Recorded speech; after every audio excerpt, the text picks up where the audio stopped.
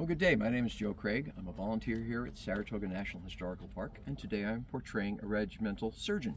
I would be, of course, dealing with the illnesses of the soldiers, injuries from various sources, and, of course, battle trauma. 246 years ago, this coming Tuesday, was the first of the two battles, September 19th, 1777, the Battle of Freeman's Farm, fought about, a mile and a half from where we are standing. The battle was hard fought between the two armies. Mind you, the numbers of casualties were probably rather small compared to later conflicts, but it was a very fierce battle, to say the least. If our numbers are correct, we understand that some of the American regiments suffered as much as 10% casualties, literal decimation, and some of the British regiments really suffered terribly. The battalion companies of the 62nd Regiment of Foot started, September 19th, 1777, with about 250 officers and men. The next day they had 65 officers and men on their feet. I should say 1 officer and 64 men still on their feet. So these were hard-fought engagements, to say the least. When a soldier was wounded, of course, then you had to get him to the surgeon. You did not have medics running around on the field with little red crosses on their tricorn hats.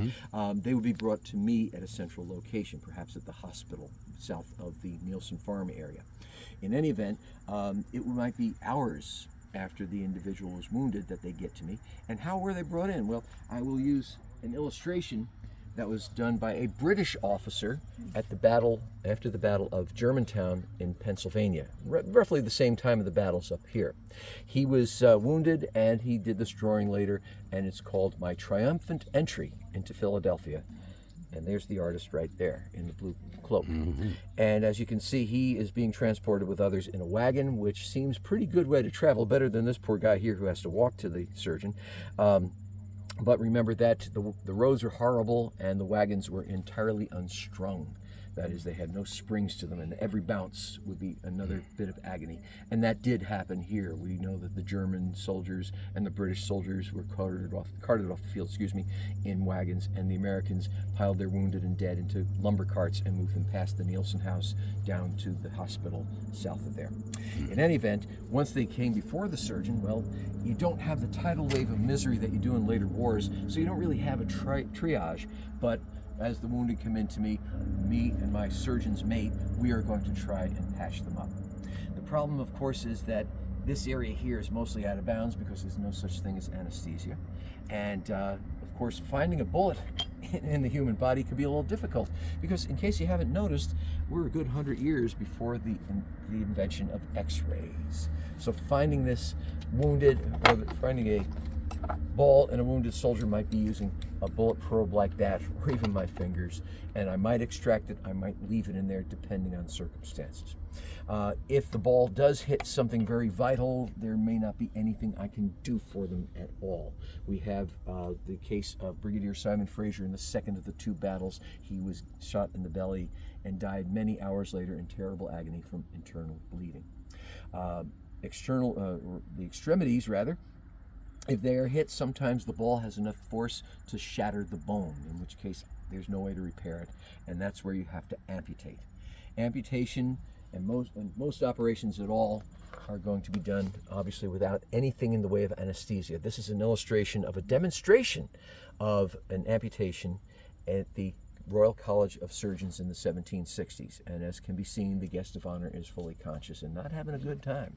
The surgeon is going to work very quickly to try and get the limb off, and that's where my capital knives come in. They are curved, the blade would be on the inside, the edge would be on the inside here.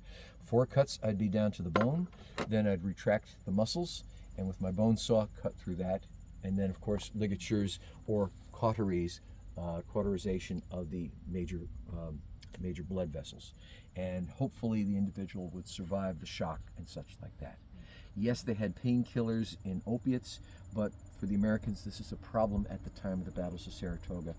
A lot of the medicines the surgeons wanted were imported, and there is the problem that the British Navy is between us and them. So it's not until the French alliance, a product of the victory here at Saratoga, comes through that we are able to get all the medicines we want. But a caveat about opium. They knew that if they gave enough opium to a patient that they were unconscious, they were not going to be revived. They were going to die. So even when you had enough opium, you could only give enough to dull the pain.